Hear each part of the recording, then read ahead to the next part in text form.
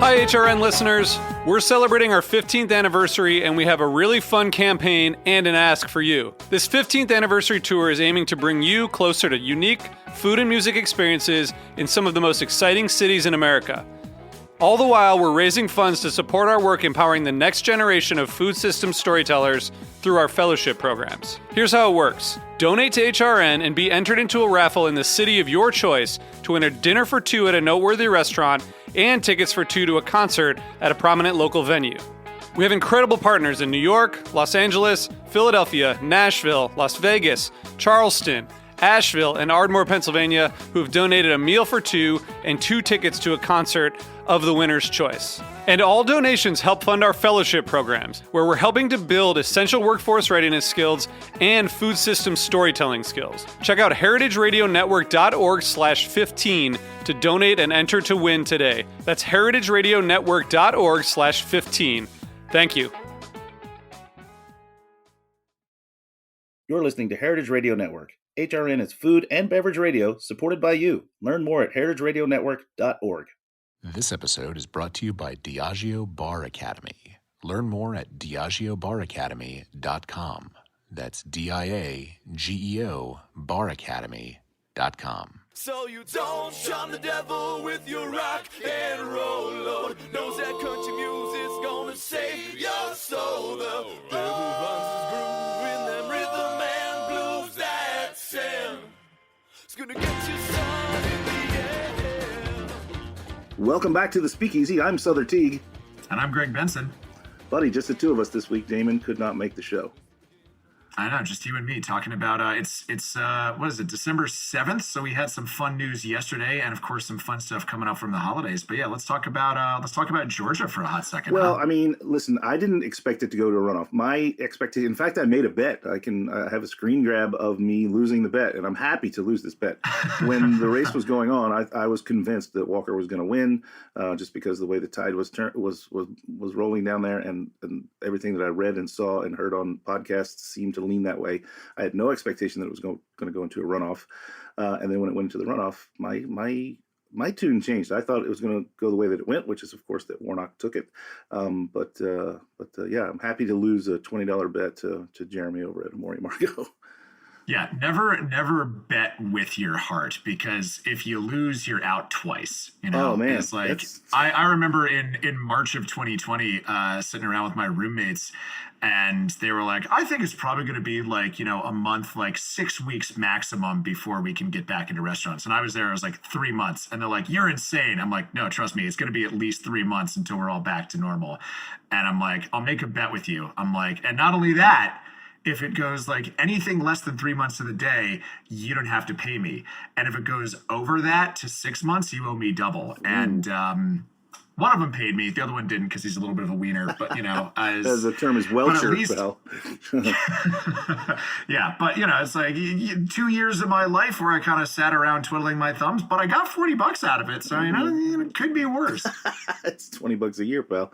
It's 4 times as much as we make here at the station. Anyway, also over the weekend got to go to a holiday party, which, you know, the first one I've been to in some time. Due to the pandemic, holiday parties have been canceled. I went to Robert Simonson's place. Him and Mary Kate throw a great party. They haven't thrown it in 3 years. But last year I had planned to go, and in September I made a fruitcake, and was spraying it down every 2 weeks with cognac, leading up to what was supposed to be the party that got canceled due to Omicron. So I kept spraying it, and so I took a cake that was a year and 3 months old, which is great, and it would turn out fantastic. I made a little icing for people to dip it in. It was delicious. How strong was that cake after 15 months of getting a weekly cognac shower? You know, it's shockingly not that strong. It's not like biting. Okay. Honestly, when you bite into like a baba au rum or basically a rum cake or what have you, you get more of a hit than you get off of a fruit cake, because it just seeps in and becomes part of the. You know, it kind of makes it slick and almost syrupy on the outside. Obviously, quite dense. It gets denser and denser as time goes by. You know, people do the Iditarod with nothing but fruitcakes because they're so compact. They're basically the kind of the world's first attempt at a power bar. You know, like they're super condensed, they're super caloric, they're super nutritious. You make one by the time it's ready to eat, it feels like a gold brick. It's just heavier than it looks. Humanity powered by booze, man. But this is actually interesting because we were talking a little while ago with a friend of the show, who's been sober for almost 3 decades, and congratulations to her. But about, is there a way to make a fruitcake without the booze? Because I mean, if you think about it, we talk a lot on the show about low and no ABV drinks. And the point there is the flavor, it's the experience, it's the ritual of having a drink with your friends. And those none of those actually involve the chemical properties of alcohol, but making a fruitcake kind of does. And we were sort of batting around some workarounds. Do you have anything for that? I don't know. And I think that this is, this is something we'd have to look into with someone maybe more expert than myself or you on the non-alcohol, because I think the alcohol. Sother, we have a podcast. If anyone's an expert, it's us. We're getting there, buddy. I think that the alcohol is the property that is the preservant in this cake process. Cake is a strong word, by the way. It's really just this dense bar of dried fruit. So I don't know, but maybe if we had someone in the studio with us that could speak to low and no ABV drinks, they would have a clue if this would work over in the food world. If only we had someone who is very well versed in the world of low and no ABV drinks, like Jesse Pollock, coming to us live from the Twin Cities. We might be able to get an answer to this question. But fortunately, Hi Jesse, how you doing? I'm good, but the first thing I gotta say is I don't know anything about fruitcake, y'all. I'm not your expert. I'm not the hero you need right now. That's all right. I don't think I know anything about fruitcake either. I make one every year. I make more than one. You make them to take to parties. I think I like to make them just to sort of disprove the myths about them that they are terrible. I think they're quite delicious. You can't eat a lot of it because it's so dense, but they're always a crowd pleaser. I mean, I have to ask, if you spend a year with that fruitcake, you don't get too attached to eat it. You can still can still slaughter it at the end of the year. Exactly. It's like raising a pig, I guess. I guess you could do like a vertical of it, It's just like you have one, it's like, this is my 10-year aged fruitcake. This is my 9-year aged one. You just kind of like do like a tasting menu of them side by side. Well, one of them is just like frozen, like just ossified into, it's just like a petrified tree by the end of it. Yeah. Well, at the same party, I always bring my brandy sour, which I made 7 years ago. I bring a liter to the party each year so we can taste and see how it's doing. So I joked that this year I brought an old cake and some old booze, nothing fresh from me. Wait a sec. Does this mean that there's just like one of those vats from Breaking Bad that's full of brandy sour in your house that you just kind of like tap a little bit of every holiday season? That is a strong word. No, I made it 7 years ago and put it into half-liter bottles. So there's, I think I have about, and I try and drink about 2 liters a year. I go to 2 different parties that I bring a liter to. And so I think I could probably go another 4 years with what I've got sitting around. Okay. I'll share some with you. It's pretty fascinating stuff. All right. I'm looking forward to it. But I mean, one of the things we were tossing around a little bit for the fruitcake problem was like maybe tea could work, because tea, and I'm more of a coffee guy, but I think it does have some antiseptic properties. So like maybe the tannins from that could kind of ape some of those flavors if you used a really fruity one like a rooibos or something. But I don't know. I mean, this is also one of the puzzles that is, I think, so fun to crack about making these low and no ABV drinks. And I know, Jesse, you've kind of been observing this trend for a while, and I'm always sort of curious for people who have been watching this thing for years and years and years. It really seems like it kind of gained a lot of momentum fairly recently, despite the fact that people have been trying to make this a thing for a while. So I guess sort of, what have your observations been watching this space, and what do you think has changed? Yeah, well, I mean, I think we're living in an exciting time when it comes to the beverage industry, and it all kind of ties into hospitality for me. A lot of it is just that, the like having non-alcoholic and low ABV beverages available for guests is just part of accessibility. It means there's something for everyone. And I think it's cool that every day we get a little bit closer to our guests not having to have any reason at all why they're not drinking. If they just don't want to drink for the night or for the week or forever, it doesn't matter. They can just make that choice and nobody has to question it. It doesn't have to be a dialogue with their guests anymore. And that's really cool. Yeah, I think the search for like this binary answer on consumables in general is futile in the first place. You know, I run a bunch of businesses that are all vegan, and I don't happen to be vegan myself. However, I would posit that like I'm mostly vegan, and I kind of have been all my life, just because there's a bite of a portion of non-vegan property on the plate doesn't mean that the overwhelming preponderance of the plate isn't generally vegetables and vegetable based things, right? I feel the same with alcohol. Like I'm not drinking right now. I've got a glass of water in front of me. You get up in the morning, you have your coffee, you have orange juice with your breakfast, you go have a Coca-Cola with your lunch. Maybe it doesn't mean you don't drink. It just means you aren't drinking right now, right? Later tonight, you might have a cocktail with or before dinner, or maybe not. I think we've gotten too comfortable with the notion that we can simply turn everything into a black and white or on or off answer when we all know in our heart of hearts that nothing is. Well, exactly. And also, I think it's so important to give our guests that level of privacy too, that like, with respect as bartenders, it's none of our darn business why anybody's not drinking tonight or, tomorrow or whenever. And so having options available for people means they get to make that choice for themselves, but not have to justify it or explain it to anyone. Yeah, what sort of initiatives have you seen or have you been part of that you think make that a little bit better or easier for the guest or the client to feel empowered without having to feel exposed? Yeah, I mean, I think the most important thing is so I spend way too much of my life thinking about menu design. I love thinking about menus as something holistic, not just, 10 cocktails put on the same page together, but how are they in conversation with each other? And I think the easiest, but, most effective thing we can do when we're creating menus is to just include non-alcoholic beverage options on our menus and in a place where they're either mixed in with the cocktails or they're just like, they're right there. When I first started at the bar that I work at now, which was many years ago, it was, pretty early in the trend of non-alcoholic cocktails. And we had some great NA cocktails, but they were on a separate menu. So we did this weird thing where we would kind of like visually profile the person of like, oh, that's obviously an underage person or a pregnant woman, and like, then give them the page, or they had to ask for it. And that just like starts you off on the wrong foot right away with hospitality, right? So just having those things together, easy, it's no question, is a quick way to make those guests feel kind of seen and included. I 1000% agree. And what we've started doing at our at all my places on the menu is simply listing everything as it should be listed in a way that makes the menu read well.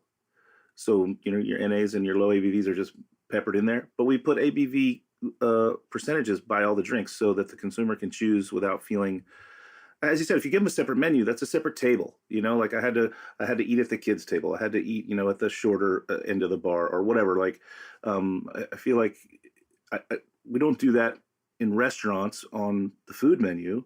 We simply put the items that are non-alcoholic, non-meat or vegan, vegetarian or vegan. They're peppered in where they belong on the menu, and it's up to the guests to just make their choice from the one menu, right? Exactly.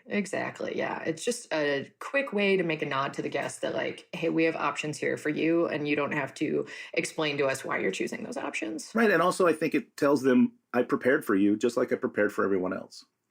Exactly. And, I think this all just ties into hospitality so much. And this is just, one part of hospitality of just, making people feel cared for. And exactly like you said, like, hey, I'm prepared for you, and I'm here to take care of you, whatever your needs are. Right. I because of my previous career as a chef, I constantly fall back on the food analogies. And I can certainly remember, back when I was doing that over 20 years ago, the slow but eventual, and we got to where we are now, process of that happening. There used to be, you didn't have any vegetarian or even, God forbid, vegan options on the menu. As the guest, you would have to say, what can the chef make for me out of whatever's here on the menu? What kind of piecemeal can you put together for me? Meaning you didn't expect me to come, so you didn't prepare for me, so you don't care for me that much. Yeah, well, at least in the beverage industry, I think that has led to some good, some good innovation. One of the brands that I work with is Seedlip, and Seedlip is a great non-alcoholic distilled spirit, and it actually came out of this exact necessity that, Ben Branson, the founder, was at a restaurant, not having a drink or not having an alcoholic drink and wanted something prepared for him. And he got like a big glass of juice. And that was sort of his motivation to originally say, I want to make something better for myself. Sure. You get juice and sugar, right? And then to go to my analogy, back in those days at the restaurant, you'd get the grilled vegetable plate, right? Like we're just going to wing it with what we got, nothing prepared or thoughtful. We're putting it together on the fly because suddenly you're here and we didn't know you were coming. Yeah, exactly. So yeah, I think we got some old celery at the back of the freezer we can bring out for you if you want. Because that there's no meat in that, I don't think. And the other thing that I appreciate about the style is that, like, as someone who really isn't picky about eating or drinking anything, it's nice for me to not feel like I have to, cross the tracks into the vegetarian side of the menu or the no ABV side of the menu. It makes it easy not to default to that. It's like ordering a pizza where it's like, I don't always want to get meat on a pizza, but like I would always feel like, if I'm getting the veggie lovers thing, I'm like, I'm making a statement, it's like I am planting my flag as not eating meat this evening. Whereas if you just have like a well thought out, interesting dish that isn't just like every vegetable we have in the back on top of a pie, then it makes it more of an appealing option, Yeah, you'd hate to be seen as a vegetarian. Oh my God. My God, I know. It'd be awful. Yeah, that's the thing. Again, we don't have to pigeonhole ourselves into anything. We can be whatever we want, whenever we want. And I think that's the point here is we're trying to just make people comfortable and feel like they're welcome and that they were thought about and cared for. I have a hurdle to overcome at Amore Amargo where we've been open, 12 years now. And we literally don't have a single thing on the bar that's non-alcoholic with one exception, water. So I don't have anything to offer these people. And I'm still teetering on whether or not I want to have something for them. I want to be inclusive, but I want to be inclusive to the service that I offer. I want to be, again, to use a food analogy, I want to be a steakhouse. I don't want to sell, sushi. So, it's been a little bit of a battle. We dipped our toes in the water. We put something on the menu that was NA. I backed away from it pretty quickly. I'm still trying to figure out if Amore Amargo is the right place. But at all my other bars, we of course have options, and they're not segregated or separated. They're just blended right into the menu with ABV listed, so people can make their choices.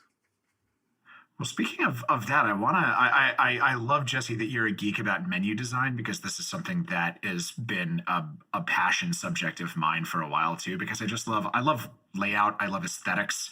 I love like making things just look nice and pretty on the page. But I've always sort of quipped that by the time you are in a position to write a menu that gets put in front of a guest, you are one of the least qualified people on earth to do it, because you've lost perspective on what is just normal, regular old human being speak that people know when they look at a menu, and what is jargon. So I want to know how you have sort of what some of your tricks are to navigate around that and make something like that, especially if you're trying to introduce a concept that maybe is a little bit more new for some people, like putting a no ABV drink on there. Like, how do you sort of navigate around that field of making sure that like these things are still feel warm and accessible and inviting to the people who are going to be reading these menus? Yeah, man, that's a harsh reality that I think you have spot on about, by the time you're kind of designing those menus, you might not be the best audience for it. Yeah, it's like we're all our own worst judges of ourselves, because we have absolutely no objectivity of like who we are as people, Yeah. Well, I find a trap that I fall into regularly is, the thing where you cook a big dinner, something really elaborate, and you spend all day cooking it, and by the time you're done cooking it, you just like, good Lord, you just don't want to eat it. I find that with cocktails, that I like very rarely order a cocktail in a bar, because I think about cocktails all day long and I taste them often, either my own or other people's, and work to develop them. And so when I go out, I just kind of want a vacation from that. And so I end up not ordering drinks, and I find myself in that trap of like, oh yeah, I'm getting out of touch with what other people are doing if I'm not drinking the drinks, So at the very least, I try to look at menus a lot. And so I spend a lot of time just looking at other bar and restaurant menus and seeing what other people are doing. And does it appeal to me? Do I get a sense of what that drink is? Because, right, a menu is just supposed to, or a menu description is really just supposed to paint a picture for the guest of like, here's an idea of what you're going to get. And I try to sort of do that experiment for myself of like, okay, if I read this menu description, can I guess what that drink is? Yeah, and I also I've found just generally in my experience that unless you're working at a place like your death and companies and your PDTs where people are going there for a capital E experience, like people will not order things on a menu where they don't understand what two of the ingredients are. Like one ingredient, they're like, okay, I'm willing to roll the dice. Like, I have no idea what verjus is, but the rest of this sounds fun. Like, I know what rum is. I know what Campari is. I know I'm making this drink up as I go along and it doesn't sound very good, but you get my point. But, if there are two things on there where they've never heard of either of them, they're kind of like, no, this doesn't sound like it's for me. Have you noticed that? Yeah, absolutely. I feel like I have a real disdain for bartender jargon on most menus. Obviously, there are places where it makes sense. There are, restaurants and bars where it makes sense. But I think for the average person, we just never want to make our guests feel stupid, right? And so if we list a bunch of ingredients that they've never heard of, they're going to feel dumb and they're going to feel out of place. And that's the wrong way to start that experience. Yeah, 100%. Definitely. So how do you work around that? If you have a drink that you're like, this tastes really good, but there's, a number of like kind of weird things in here. How do you sort of make that more accessible for somebody? Yeah, there's a million different ways to do it. I do really love when there's any kind of visual cues on a menu. So for example, like some people think they're cheesy, but I'm a big fan of those little like clip arts of the shape of the glass. Because a lot of people are ordering their drink by the shape of the glass. They want to know, is it going to come in something like some beautiful stemware, or is it a long drink with bubbles? Right? Do you guys see that? Oh, for sure. Your establishments? Absolutely. Yeah. And I kind of do the same thing. Like, I've definitely had nights where it's like, what am I in the mood for? It's like, I'm in the mood for something that comes in a rocks glass. Like, it could be an old fashioned riff. It could be a Negroni riff. But it could be like, if someone's like wanting to do a martini on the rocks with like some extra twists on it, I'm there, but like I'm in a rocks glass sort of mood. So I think that actually really helps. Yeah, I think that visual cue can help. I think about in journalism, when you're writing a newspaper article, they say you use an inverse pyramid, which means it's a triangle with the point down, right? And so you're putting the most important information at the top of your article, and then you're trickling your way down to the least important information. And I think you can think of menu descriptions in the same way of I should put the most, either like the biggest flavor components that are in the drink or just the most recognizable things towards the front. And that way, if I lose my guest halfway through the description, at least I lost them with the more accessible things and not like starting them out with, like you said, like what the heck is verjus, and just like starting them out on the wrong foot right away. Yeah, on my menus, I list the name of the cocktail, the ingredients that are in the cocktail, and then try and stay within 3 to 4 words that describe the cocktail. Tasting notes, basically.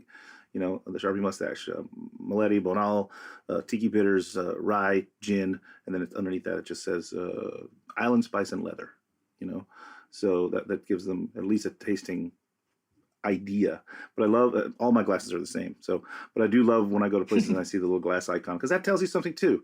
If it comes in a tall glass with pebble ice in it, you probably, you're going down some sort of tropical road, right? You can make an understanding without knowing what all the ingredients are.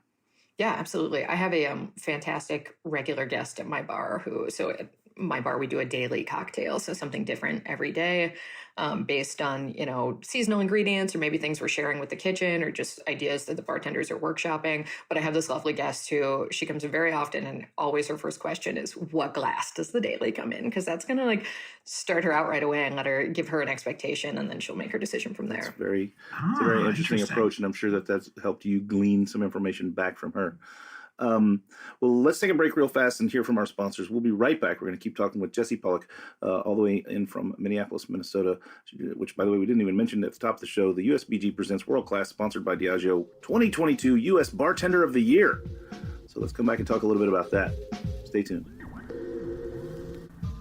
We're having a great time talking to Jessie Pollock today. She is the USBG Presents World Class, sponsored by Diageo 2022 U.S. Bartender of the Year. But, along the way, I think one of the ways she got there, Greg, is using the resources that are free at Diageo Bar Academy. Yeah, absolutely. And we talk about Diageo Bar Academy a lot on this show. And one of the things that we like to hammer home is the fact that it is free to everyone and everybody anywhere, no matter your income or your skill level, or, whether this is a career you've been in for 10 years or you're just starting out. There's something on there for everybody. All you need is access to the internet, and you can get tons of amazing e-learning courses and master classes that come with quizzes and a lot of really, really great info that, frankly, every time I log on there, I'm learning something new. It's great. Yeah, I think the best part, again, is free on demand, right? So you can do it whenever you want to. And then all sorts of different master classes. We talk a lot today in the episode about the low and no ABV opportunities that are at Diageo Bar Academy. But there's everything. And then, we always talk about whatever level you're at in the industry, but this isn't open to anyone. If you're just an enthusiast who loves our show and likes to make drinks at home, go get this. It's free for you to have. It's just like a reference book or a library book you pull off the shelf. You don't have to be anybody or anything to pull a book off the shelf. So I'm highly encouraging everyone listening, whether you're in this business or just adjacent or even just an enthusiast, check out DiageoBarAcademy.com for resources that are free and on demand. That's DIAGEO baracademy.com. And we are back. You are listening to the Speakeasy here on Heritage Radio Network. Today we're talking with Jessie Pollock, who is, you know what? We gave her title before we went into the break, and I know I'm going to mix around some of the words that are a part of it, but she won a big award this year that we're definitely going to talk about later. But not only that, she's also coming to us as a representative of Spoon and Stable, which is a really amazing establishment that I want to talk about more of in one of my personal favorite cities of Minneapolis. And I sort of want to pick your brain about that a little bit, Jessie, because we were talking about menu design before the break. And what Spoon and Stable does is something that's always really fascinated me. Is it's sort of a fine dining experience, but with cocktails. And, that has very much been the purview of the wine world for centuries. And I know people have been trying to kind of crack that walnut for a little while of moving it into the cocktail space. So I'd love to hear a little bit of, just sort of your experience working there and your philosophy of how you approach merging those worlds of fine dining and cocktails in a way that is still accessible and hospitable and fun. Yeah. Well, I encourage and invite everyone to please come visit me at Spoon and Stable in Minneapolis the next time you're in town. It's a great spot. And exactly, it is New American. You can tell it's New American because it's the name of, it's a thing, and a thing is the name of the restaurant, right? So that's how you know it's New American fine dining, because that seems to be the sort of method, right? Yeah, so you put that ampersand in the middle, and that's how I was going to say, exactly. the ampersand is getting a lot of play these days. Exactly. No, but it's a cool program because, it is a fantastic culinary menu, chef-driven menu. Gavin Kaysen is the founder and chef. And we have this beverage program that kind of is at the same level, which I think is often very rare in restaurants, where we're really putting equal care into the food menu and the beverage menu side of things and taking like a really culinary approach to the beverage menu. And so I run the beverage program there. And another cool thing about it is just that we actually sell more cocktails than we do wine or beer, which is pretty rare for that type of establishment. But It's great. It means that there's tons of options for a guest. Well, not only that type, but I mean, I don't mean to throw any shade or anything, but not only that type of menu, but that market that you're in. That shocks me to hear that Minneapolis is so cocktail excitable. Exactly. Yeah. Yeah. And so we've been around for 8 years. We just had our 8th birthday. And I really try to have a menu that is, again, like reaching toward accessibility for people. So offering some things that are delicious and well balanced and beautifully presented, but also that don't make people uncomfortable, that don't make people feel stupid because they don't know what's in it. So it's all about kind of pushing people ever so slightly out of their comfort zone, but maybe even imperceptibly, so they're not realizing that you're giving them the little push. Nudging them just ever so slightly so they don't even notice they've been rotated. It's like moving your house pants slowly towards the sun, and they don't even realize it until they're there. Did it start out that way? Like, was it from day one the cocktail sales were that robust, or did it was it a thing you had to work up to as you were, sort of nudging your guests along like that? No, it's something that has, it started out right away as a kind of force for cocktails within Minneapolis. It is a beautiful bar. And like I said, it's very thoughtful. And we've, since day one, really focused on putting, again, as much care into that beverage program as we do into the food program.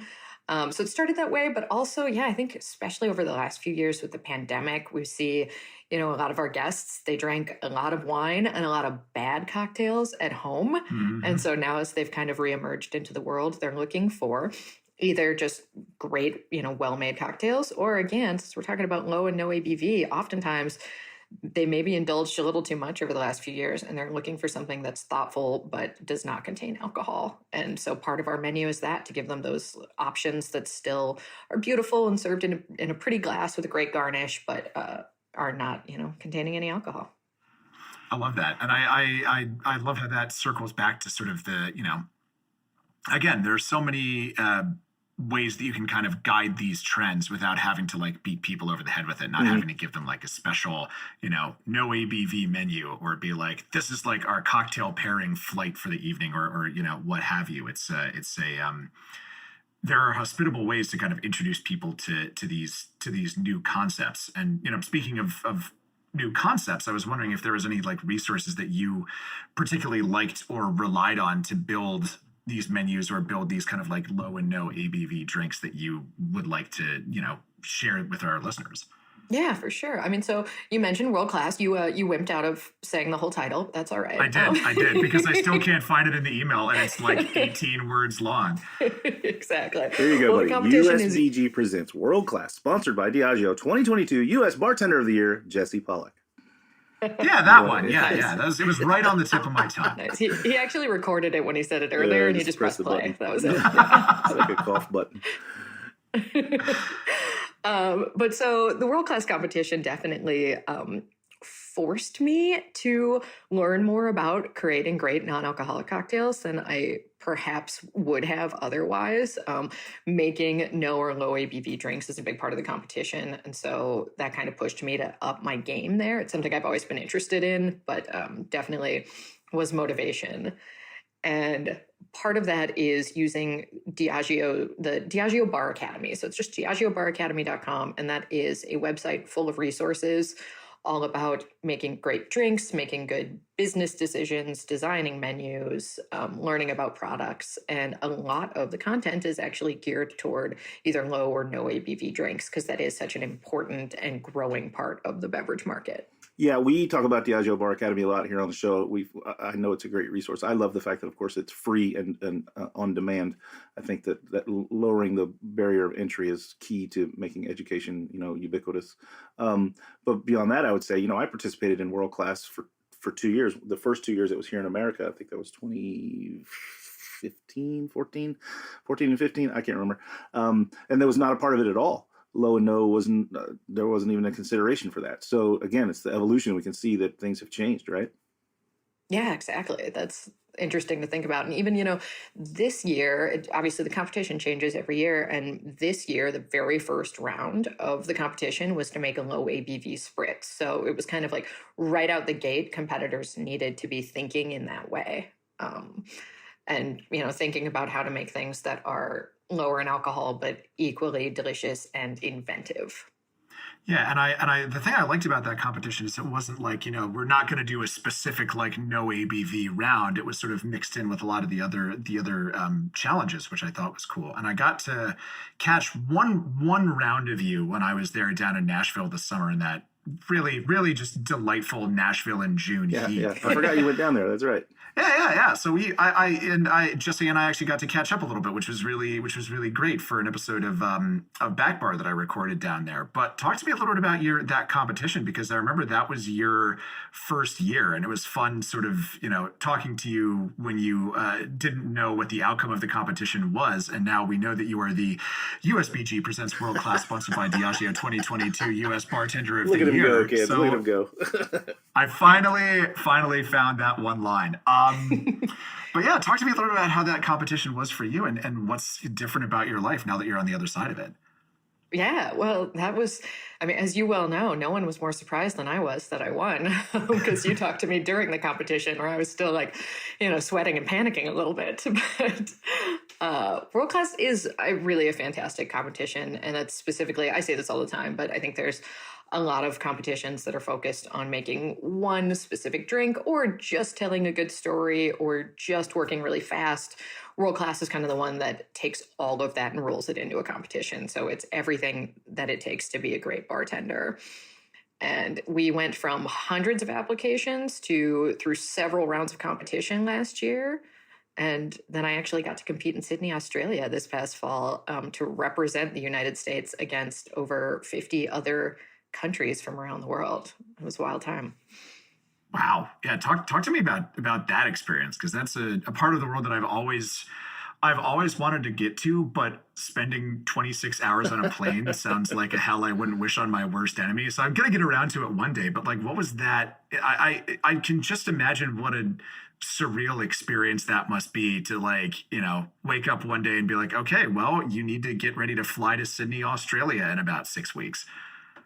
Yeah, I actually had the experience of I won the competition in Nashville, and it was like, great, you're the bartender of the year. And 12 hours after that announcement was when I got the debriefing with all the challenges for globals. So it was like a real quick honeymoon. And then we were in it.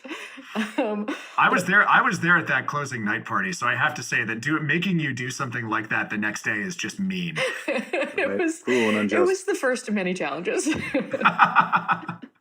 Really separates the wheat from the chaff, Exactly. No, but the global competition was fantastic. It was just well organized, but most importantly, it was, some of the best bartenders from around the world. I met so many cool people and got to see so many different styles of bartending that I don't necessarily have the opportunity to see here, and just kind of experience how different parts of the world approach great cocktails and great storytelling and bartending. I definitely recommend. I know this comes from a place of privilege, obviously, but if you get the chance to go to Australia, it is very cool. I have annoyed many of my coworkers because all I talk about is the birds, because the birds were top notch. Greg doesn't think birds are real. It's true. You're one of them, Jesse. I knew it. Knew it. Yeah. What further? So you're U.S. Bartender of the Year. Are you going to compete again? How does it work next? What's coming next for you as far as the whole world, the sort of galaxy of USBG Presents and World Class and Diageo? What's next? Yeah, so technically winners are allowed to compete again. I will not be competing again, because this was really, my goal was to get to the mentorship side of things in the same way that Sother, I know, you do a lot of mentorship and also involved with World Class in that way. And that was the side of the fence I really wanted to be on. So I'm actually, presently, we are judging the first round of applications for the 2023 season for World Class.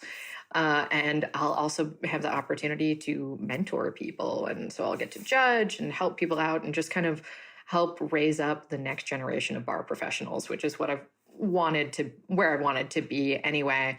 And it's exciting, again, if you're talking about these low and no proof cocktails, that maybe I can help in just a tiny way now push this next generation of bar professionals into that sphere and help them think creatively about that kind of thing. Yeah. That's great. So you no desire to compete again, or is there a desire you feel comfortable in the space you're at? I did it twice. I made it to top four the first year I did it, and the second year I didn't get past top 20, which is just to get in, really. So I decided, well, if I'm going the wrong way, I'm not going to keep going. I'll leave the space open for someone else. Plus, there's a lot of work. Fair. There's no kidding.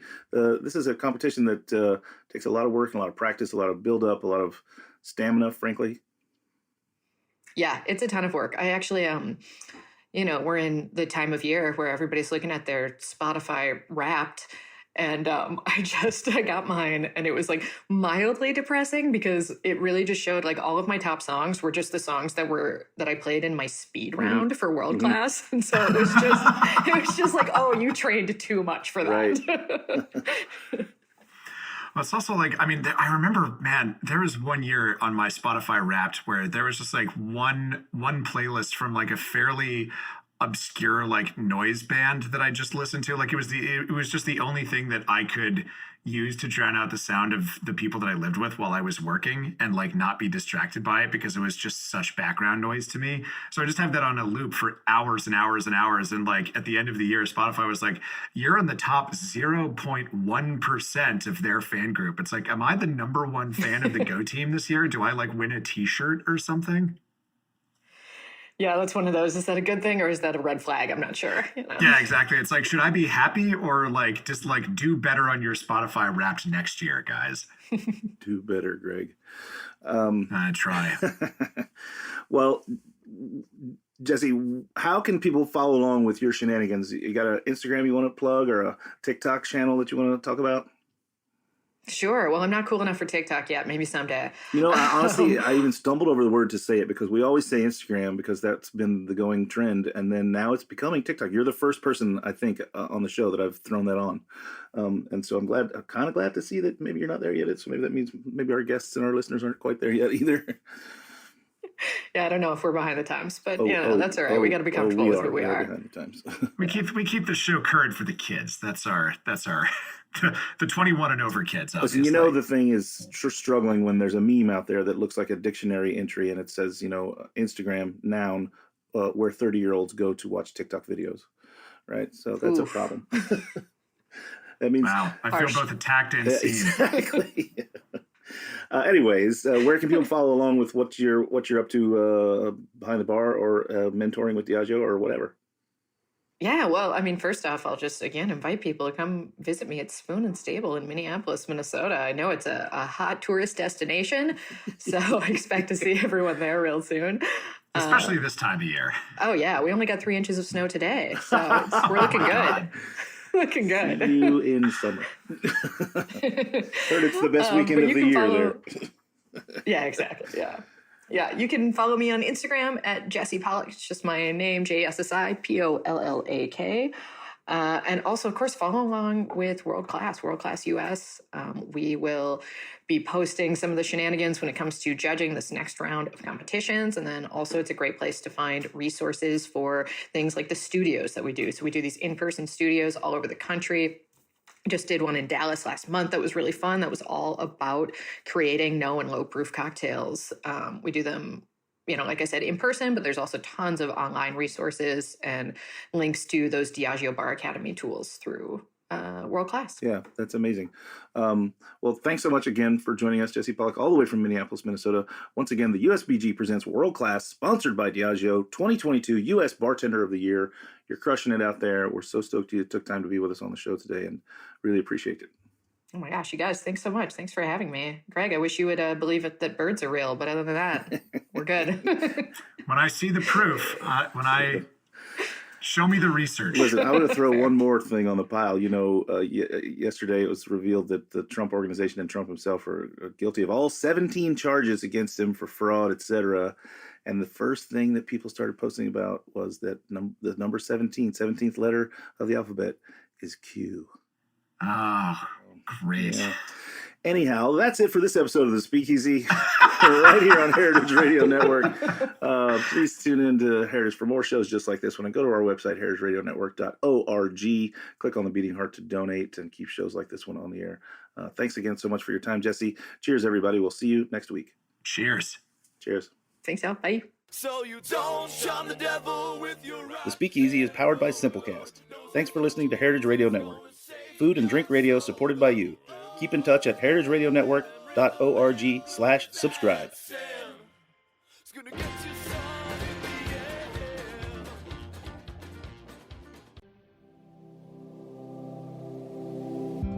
end. Hey there, I'm Lee Ullman here with some big news from the National Young Farmers Coalition.